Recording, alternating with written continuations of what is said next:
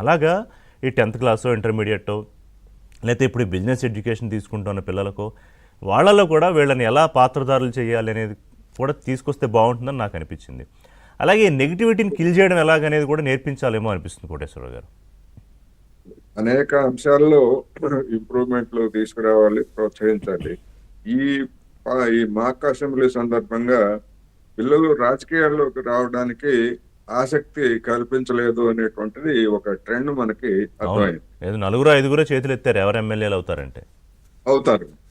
ఈ వీళ్ళు రేపు కాలేజీలకు వెళ్ళిన తర్వాత అసలు నిజంగా మనం చేసినటువంటి మాక్ అసెంబ్లీలో మనం చేసినటువంటి పాత్ర లేదా వాస్తవ అసెంబ్లీలో పాత్ర ఏమిటి అనేటువంటి అధ్యయనం చేశారనుకుంటే చట్టసభల మీద వాళ్ళకు ఉండేటువంటి విశ్వాసం ఇంకా దిగజారిపోతుంది అనేది నా అభిప్రాయం. ఎందుకు అంటే మనం ఒకవైపు ఒక కోణంలో ఒక ఒక ఒక దృశ్యాన్నే మనం చూసాం మాక్ అసెంబ్లీలో. వాస్తవ అసెంబ్లీలో ఉన్నటువంటి దృశ్యం పిల్లలకి కనుక అర్థమయ్యేట్లయితే ఈ చట్టసభల మీద ఎటువంటి అభిప్రాయం కలుగుతుంది అనేటువంటిది నిజంగా ఆందోళనకరమైనటువంటి.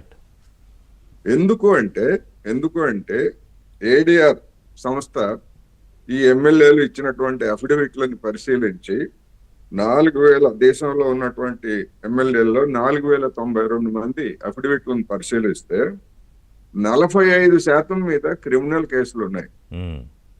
అందులో సీరియస్ క్రిమినల్ కేసెస్ ఉన్నటువంటి వాళ్ళు 29% ఉన్నారు. విచారకరం ఏంటంటే ఆంధ్రప్రదేశ్ హైయెస్ట్ నంబర్ తో ఉంది క్రిమినల్ కేసెస్ ఎమ్మెల్యేలు, ఇప్పుడు ఉన్నటువంటి ఎమ్మెల్యేలు లేదా కేసులో.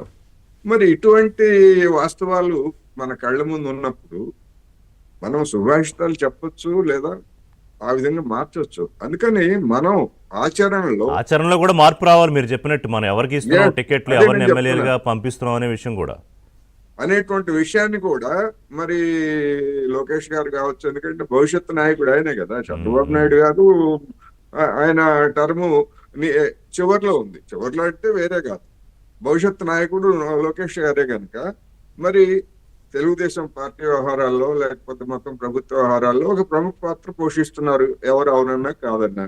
మరి అటువంటి వ్యక్తి ఈ యాంగిల్ ని కూడా మరి పరిగణలోకి తీసుకోకపోయేట్లయితే మనం ఎటువంటి ఎమ్మెల్యేలను తయారు చేస్తున్నాం. ఆల్రెడీ అదే చర్చ జరిగి వాళ్ళకి వార్నింగ్లు కూడా ఇస్తున్నారు. ముఖ్యమంత్రి వార్నింగ్లు ఇస్తున్నారు, లోకేష్ వార్నింగ్లు ఇస్తున్నారు.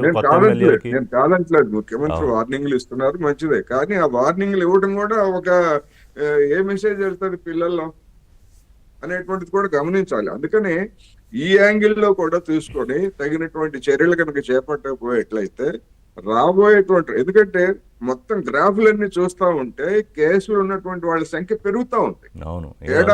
పెద్ద క్వాలిఫికేషన్ లా మారిపోయింది.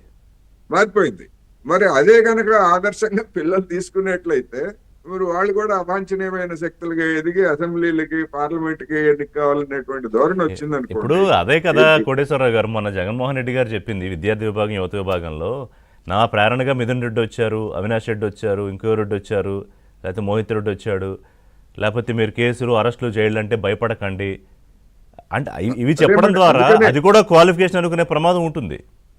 అందుకనే జగన్మోహన్ రెడ్డి గారు ఆ విధమైనటువంటి చేశారు.